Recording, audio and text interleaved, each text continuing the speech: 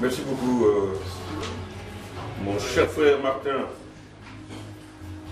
Et la lumière fut. Bon, j'ai même oublié le titre de notre étude de l'année dernière, plutôt du dimanche dernier, qui peut me rafraîchir la mémoire. C'était sur quoi elle portait l'étude. Françoise, 20 sur 20. 20 sur 20, Françoise. Il a du favoritisme. Ah non. Elle a promptement réagi et voilà qu'elle donne la réponse au-dessus de mes espérances. C'était l'Église.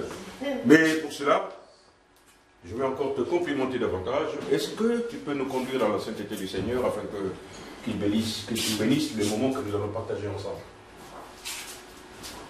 Oui, ben Seigneur, nous sommes rassemblés en ton nom. Seigneur, merci pour ta présence dans nos cœurs, dans nos vies. Seigneur, tu bénis Antoine qui va nous apporter un éclairage de ta parole. Tu ouvres nos cœurs à ton esprit, Seigneur, afin que nous grandissions en toi et que nous soyons sanctifiés jour après jour par ta parole. Amen. Amen. Il apporte un peu d'éclairage. C'est juste un peu d'éclairage. Quelle belle prière. Amen. Et avant de commencer, j'ai quand même, je vais sonder, je vais essayer de sonder la profondeur de ce que vous avez retenu de dimanche dernier. Si l'homme de la rue vous pose la question de savoir qu'est-ce que c'est qu'une église, quelle réponse lui apporterez-vous? Françoise. Ce n'est pas un lieu, mais une assemblée de croyants. 22 sur 20. N'est-ce pas? Et donc, en effet, c'est l'assemblée de tous ceux qui ont placé leur confiance en Jésus-Christ. Tous les sauvés, tous les rachetés, tous les adoptés. Ceux qui vouent leur culte au Seigneur. Cette assemblée s'appelle Église. Elle est composée d'hommes, de femmes, de petits, de grands. C'est celle-là l'Église de Christ. Bonjour, mon cher frère Bob. Bon, tu n'as rien raté parce que nous venons de commencer. Et j'ai saisi là-bas le bon pour te poser la question de savoir qu'est-ce que c'est qu'une Église. C'est une assemblée des chrétiens, oui. l'Église de Christ. Amen. 23 sur 20. Amen.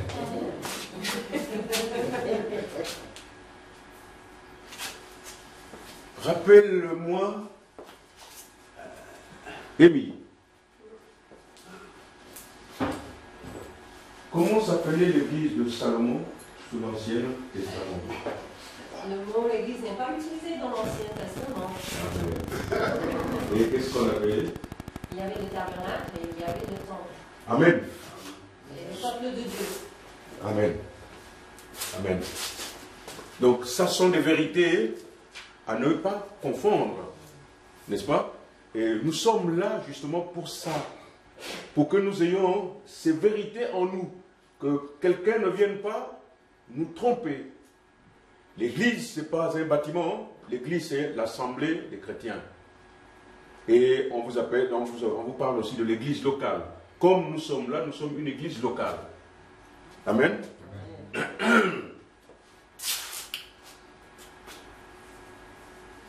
Dans sa confession, Pierre comprend que Christ est le Messie, l'accomplissement des prophéties de l'ancienne alliance. Christ est l'accomplissement des prophéties de l'ancienne alliance.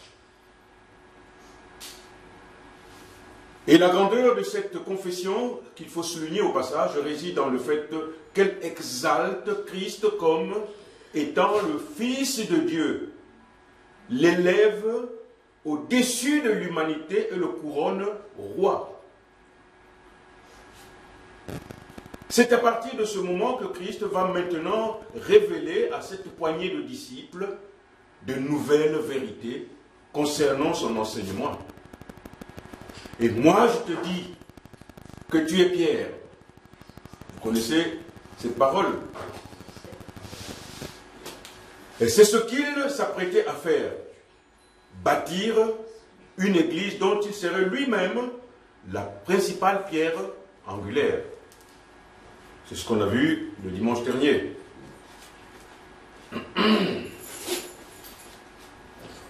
Il est vrai de constater que l'Église n'existait pas à l'époque de l'Ancien Testament, parce qu'elle n'a été fondée qu'à... Quand est-ce que l'Église prend naissance? À la Pentecôte. Amen. Et la Amen. première église, je pense, non, mais c'est Antioche. Comment? Antioche. Antioche. C'est là où ils étaient appelés chrétiens. N'est-ce pas? À la Pentecôte.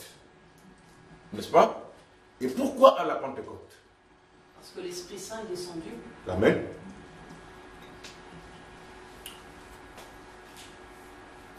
En effet, toutes les conditions n'étaient pas encore réunies, à savoir, c'est-à-dire que la création, la fondation, les conditions de la fondation de l'Église n'étaient pas encore réunies.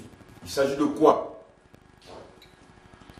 Parce que le Seigneur déjà a déclaré, il parle au futur quand il dit « je bâtirai ».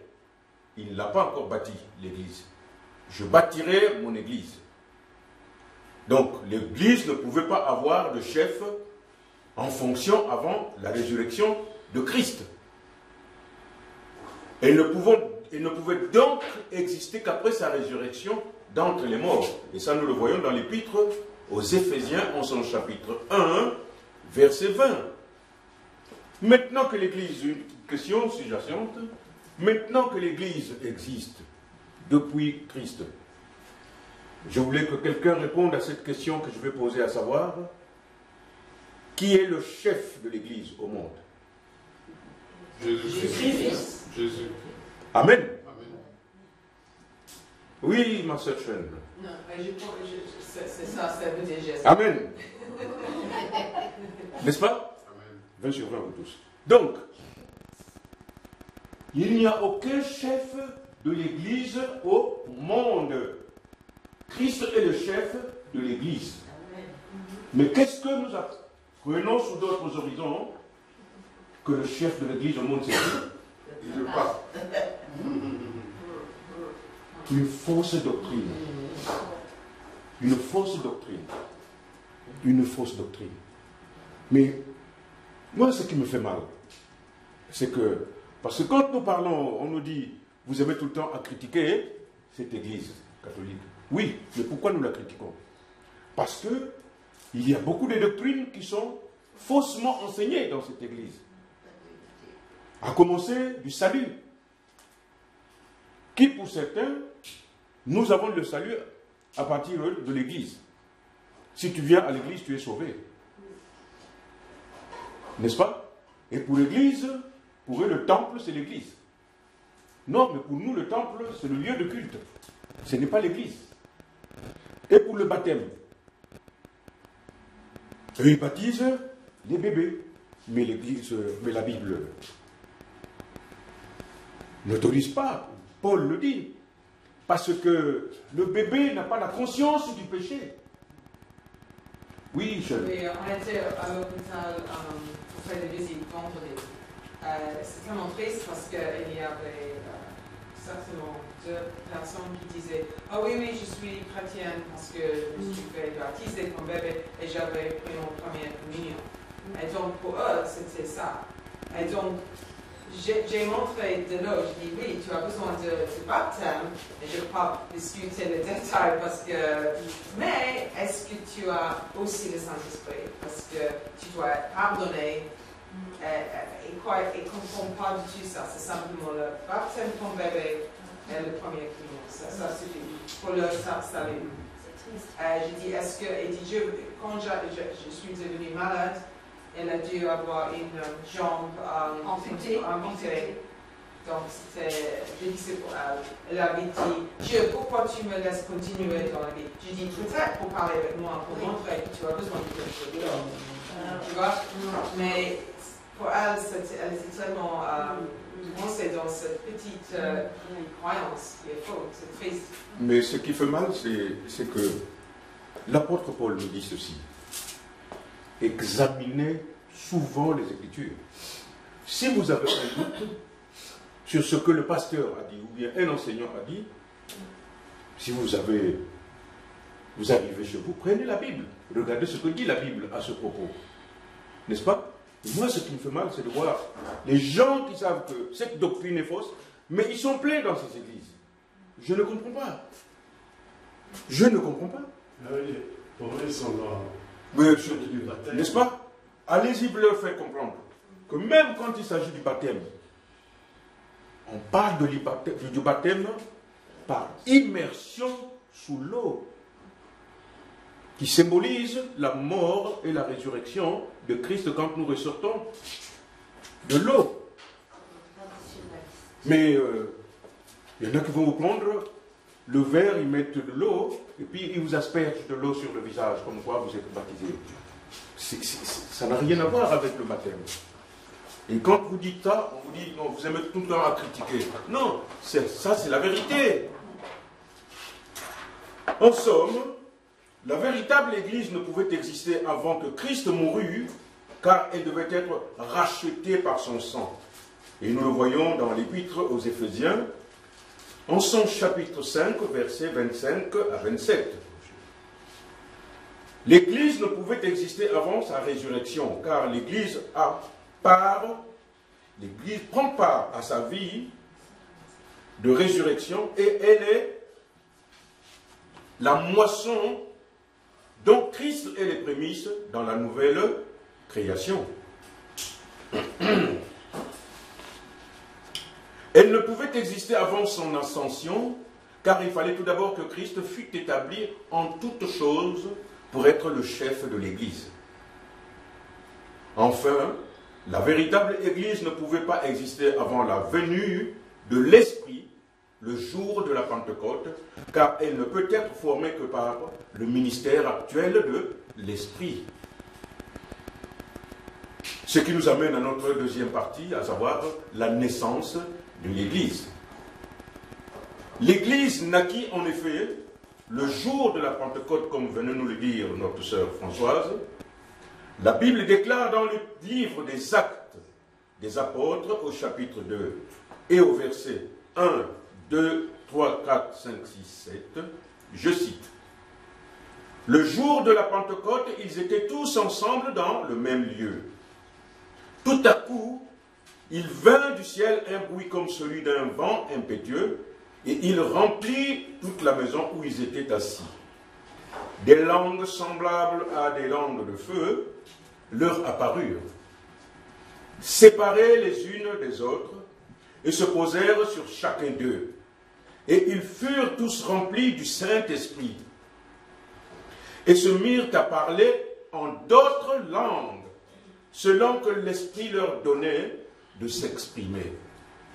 Or, il y avait en séjour à Jérusalem des Juifs, hommes pieux de toutes les nations qui sont sous le ciel. Au bruit qui eut lieu, la multitude accourut et elle fut confondue parce que chacun les entendait parler dans sa langue propre. Ils étaient tous dans l'étonnement et la surprise.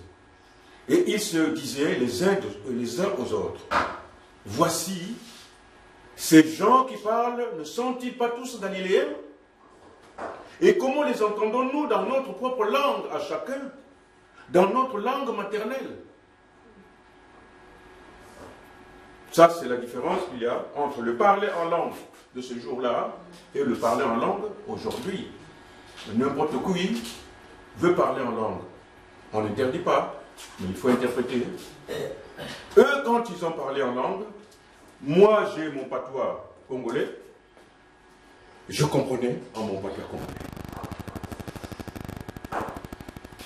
Rostand qui a son patois camerounais, il entendait ce jour-là aussi en patois camerounais. Françoise en français. Amy en américain. Pas besoin d'interprète.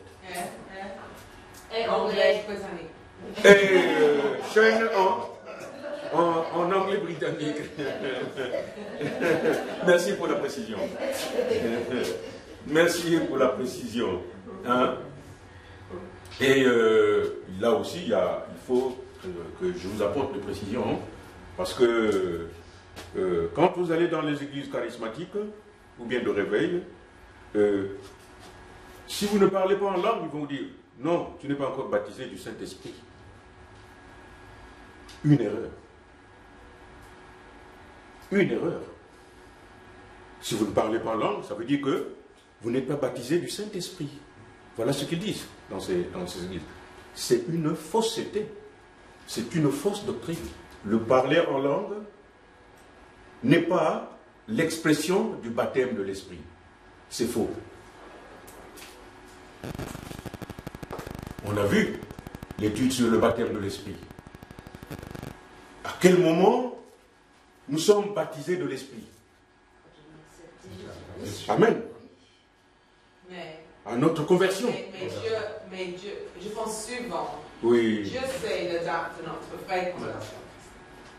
Il sait quand on est vraiment son enfant. Parce que je crois qu'il y a beaucoup de monde qui croit intellectuellement, mais on ne le voit pas vraiment donner leur vie. Dans la tête, oui, je crois. Et dit je crois. Mhm. Quand même, il y a quelque chose qui n'est pas présent. Donc, c'est pourquoi, pour Dieu, c'est le jour qu'il comprend, mais aussi spirituellement, il reçoit et il est changé. Donc, je pense, oui, pour Dieu, mais souvent ce qu'on voit, c'est une différence dans les. C'est pas nécessairement le même temps. Ils se disent, oui, maintenant je comprends. Mhm. Parce que c'est pas tout à fait clair. Mais on voit un manque de fruits quelquefois. Mais n'est-ce pas? Mais Et la Bible dit qu'il faut confesser avec sa bouche et croire dans son cœur. Mais toi, Donc souvent on peut confesser avec la bouche parce qu'ils ont cette compréhension Mais- Intellectuelle. Mais pas dans le cœur. et peut-être c'est 2 ans après, enfin, et Dieu avait dit enfin, parce qu'avant, oui, c'était un peu le début, mais donc ça c'est pourquoi c'est pas tout à fait clair. Parce qu'on peut dire, je vois rien. N'est-ce pas? On doit voir. Mais nous sommes nombreux à oublier le fait que, comme venait de le dire notre sœur Marilyn, que c'est à la conversion que nous sommes baptisés de l'Esprit. C'est une réponse exacte. Il n'y en a pas d'autre réponse en dehors de celle-là. C'est la vérité. Et à ce moment-là, l'Esprit Saint de Dieu vient demeurer en nous. Et celui qui nous guide chaque jour selon la vérité. Et on n'a même pas, on ne pense même pas, parce que quand vous voyez les pressions du monde, les chrétiens subissent aussi toutes ces pressions du monde. N'est-ce pas? Mais qu'est-ce qui donne la force aux chrétiens de résister? C'est l'Esprit Saint en nous. C'est l'Esprit Saint en nous qui nous donne cette force de résister. Il y a plusieurs appétits, il y a plusieurs appâts. Tout est affûté pour que nous chutons. Mais qui nous donne cette force? L'Esprit Saint en nous, qui nous conduit selon la vérité. Donc, c'est pas le parler en langue qui prouve que vous êtes baptisé de l'Esprit. Une question posée. Oui, Tout à l'heure, tu nous as dit qu'en parlant en langue, chacun a eu selon sa langue maternelle. Oui. Tout ça. Mais aujourd'hui, on parle qui parle en langue. Mais Oui. parle en quelle langue? C'est quoi le fait de parler en langue? C'est une prière? C'est quoi? Bon, il y en a qui ont ce don-là, n'est-ce pas? De parler en langue. Ce n'est pas une mauvaise chose, c'est un don de l'esprit. Oui.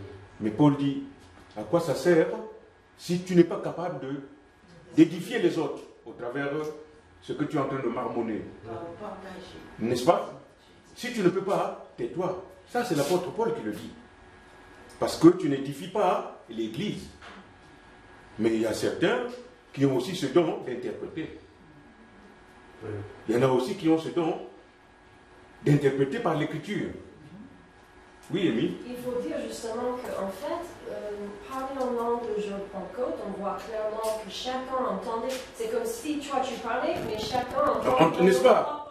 N'est-ce pas? Or que quand ça parle en Corinthiens 14 surtout, c'est autre chose parce que du coup on a besoin d'un interprète. N'est-ce pas? Or qu'à l'origine on n'avait pas besoin d'un interprète. On ne devait pas d'interprète. Plus tard, je ne sais pas pourquoi, mais ça a changé un peu, et plus tard il dit pas plus que 2 ou 3 et jamais tout en même temps. Okay. Et il faut un interprète. Donc c'est pas, on voit qu'en fait, enfin, après je ne sais pas pourquoi, peut-être d'autres qui ont fait plus d'études peuvent expliquer, mais ça a changé un peu. Beaucoup. On a besoin d'un interprète pour les personnes qui parlent en langue, pour que tout le monde soit, pour l'église soit édifiée. Mais beaucoup, vous allez voir que beaucoup s'attachent à ça, parce que, bon, il y en a qui peuvent penser que c'est un miracle. N'oublions pas que beaucoup viennent à l'église pour rechercher des miracles. Beaucoup viennent à l'église pour rechercher des miracles. Alors que ce n'est toujours pas ça. Pourquoi nous venons à l'église? Pour apprendre la parole et quoi ensuite la mettre en pratique dans nos vies de tous les jours.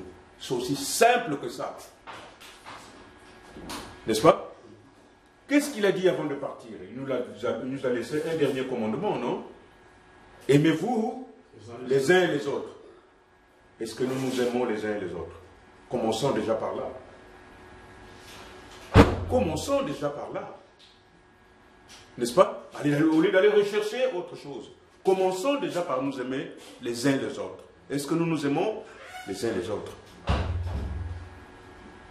Comme il est difficile, qu'est-ce qu'on fait? On cherche pour prouver que je suis ceci, je suis cela. Non. Nous devons mettre en pratique la parole de Dieu que nous apprenons chaque jour dans nos vies de tous les jours. Question. Oui. J'aimerais savoir, on revient un peu sur le parlement. Oui. Je suis d'accord avec tout ce qu'on a dit. Quand tu parles en langue, il faut qu'il y ait un interprète. Ou alors, si tu parles en langue, tu dois interpréter ce que tu dis pour édifier l'église. Mais tu peux aussi parler en langue, t'adresser à Dieu. Tu peux parler seul en langue aussi, en priant. Je vais prendre mon exemple. Oui. Là, j'ai reçu le parler en langue en rêve. Oui. Je me suis réveillé avec le parler en langue. Oui. Là où je vis le Seigneur qui me demandait, parle en langue. Parle en langue. Je me plaignais et il me dit parle en langue. Et là, je me suis réveillé avec le parler en langue. Et quand je prie à la maison, je parle en langue parce que je m'adresse au Seigneur. Mais parfois, je parle en langue, il faut que quelqu'un. Et ça arrive. Le jour où je veux parler en langue dans la pensée, le Saint-Esprit de soi, il y a une autre personne qui va interpréter. Il n'y a pas de problème. J'ai reçu ce don de parler en langue. Mais c'est Dans le rêve, et je me suis réveillé avec. C'est ce que je Donc dis. c'est pour ça que je dis non, c'était juste pour éclaircir que on peut parler aussi seul en langue, on s'adresse au Seigneur. Maintenant, quand tu es dans l'église, Pas en public, pas en public. Mais c'est ce que je... C'est le Saint-Esprit qui dirige. C'est ce que je dis C'est le Saint-Esprit tout à qui l'heure. dirige. Parfois, on peut parler en langue en public. En public, ça peut N'est-ce pas? déjà arriver comme ça, et puis quelqu'un... C'est la langue des anges, c'est comme ça qu'on va appeler. C'est le Saint-Esprit qui utilise ta bouche. C'est le Saint-Esprit. Pardon, Émilie. Vous savez, il y a trop de confusion. Il y a trop de confusion là-dessus. Écoutez d'abord. Non, c'est Le parler en langue. Le parler en langue, attention. Quand on dit c'est la langue des anges, ça vient d'où cette idée? Ça vient d'un verset qui dit si je parle les langues des hommes et même celles des anges, mais que j'ai pas l'amour, ça ne sert à rien. Oui. Donc quel est le contexte de ce verset?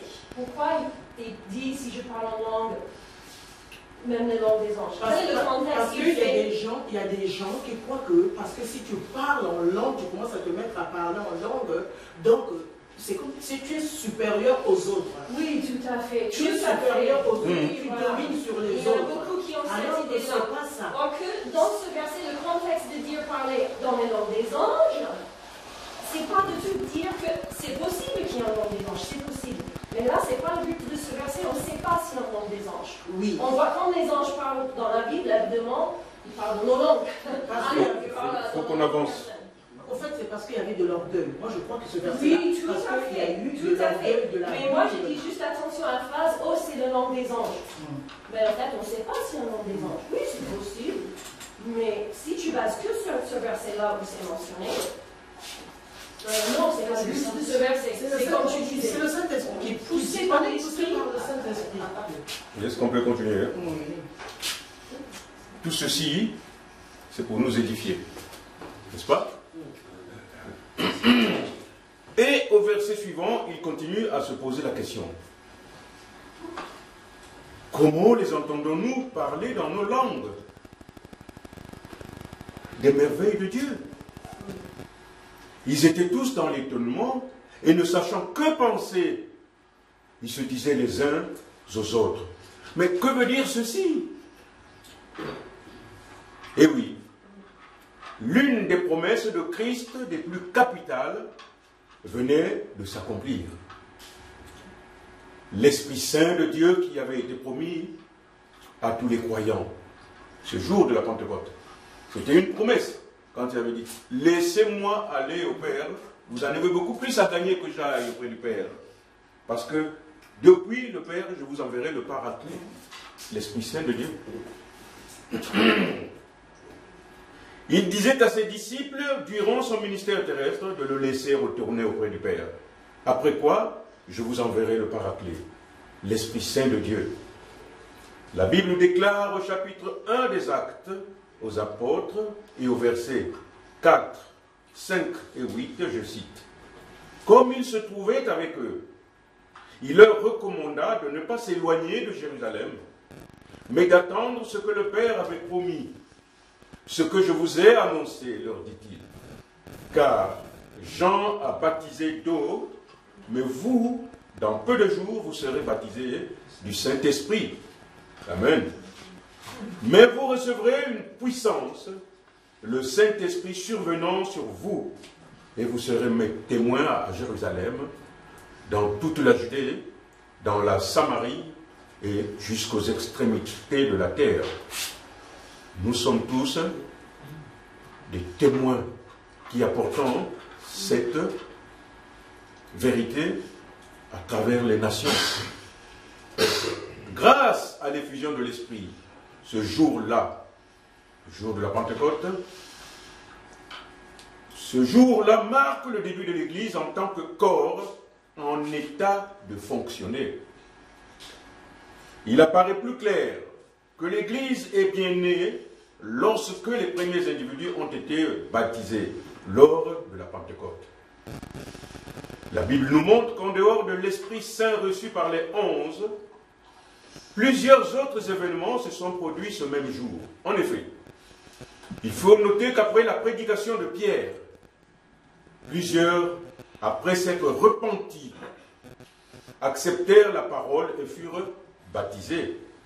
Et en ce jour-là, le nombre des disciples augmenta d'environ 3000 âmes. On le voit en Actes chapitre 2, versets 42 à 47.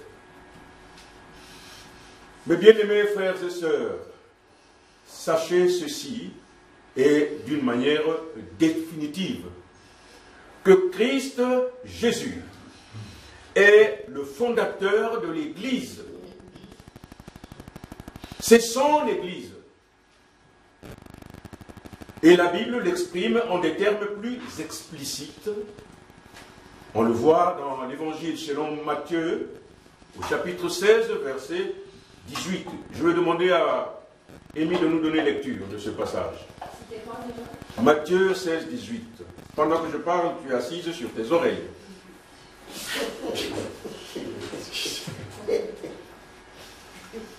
Matthieu 16, verset 18. Amy.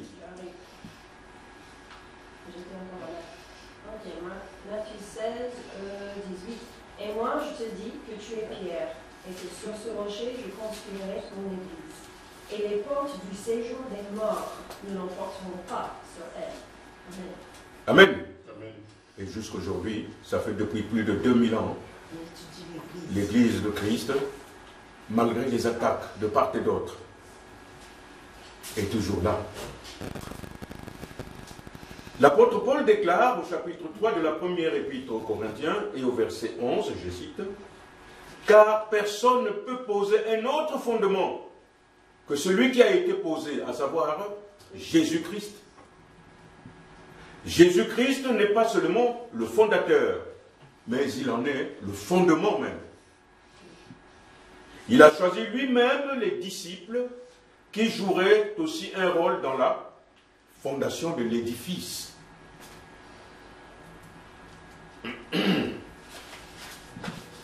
Il a enseigné aux disciples ce dont ils auraient besoin au moment où l'Église commencerait à fonctionner. Et l'essentiel de cet enseignement fut donné dans son discours de la chambre haute.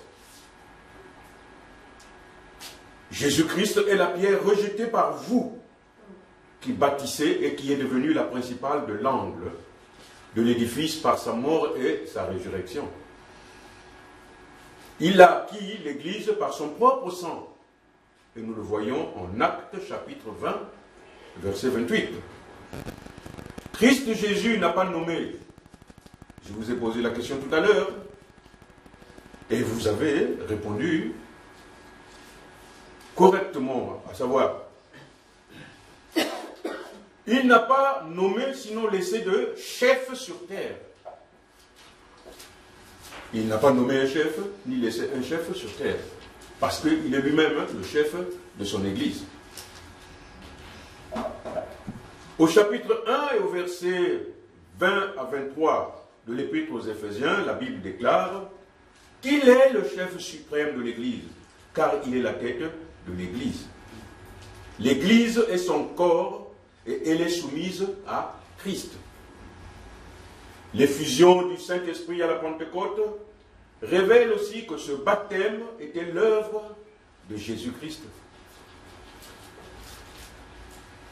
Accomplissant la prédiction de Jean-Baptiste que nous trouvons en Matthieu, chapitre 3, verset 11, où il déclare « Moi, je vous baptise d'eau pour vous amener à la repentance. Mais celui qui vient après moi est plus puissant que moi, et je ne suis pas digne de porter ses souliers. Lui, il vous baptisera du Saint-Esprit et de feu. » Amen.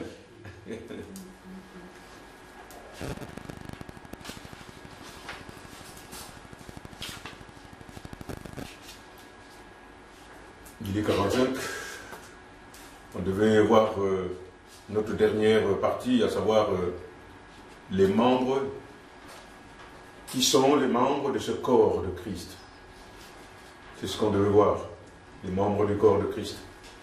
Mais étant donné le temps qui m'est imparti, je ne vous retiens pas.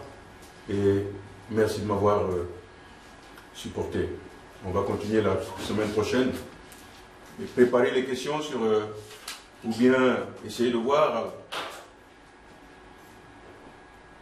sur la partie des membres que constitue l'Église. Qui sont les membres de l'Église? Apportez le fruit de vos recherches, comme ça on en débattra le dimanche prochain. Merci beaucoup.